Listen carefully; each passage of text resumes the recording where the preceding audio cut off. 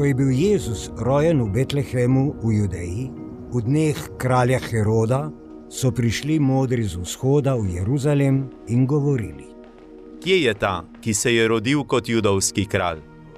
Videli smo namreč, da je všla njegova zvezda in smo se mu prišli pokloniti. Ko je kralj Herod to slišal, se je vznemiril in ves Jeruzalem z njim. Sklical je vse velike duhovnike in pismouke ljudstva ter pri njih poizvedoval, kje je rojen Mesija. Rekli so mu: V Betlehemu v Judeji, kajti takole je pisano po preroku. In ti, Betlehem, dežela Judova, nikakor nisi najmanjši med judovimi voditelji. Iz tebe bo namreč prišel vodnik, ki bo pasel moje ljudstvo Izraela.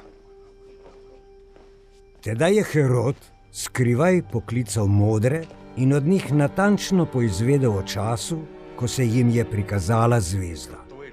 Nato jih je poslal v Betlehem in rekel: Pojdite in natančno raziščite glede deteta.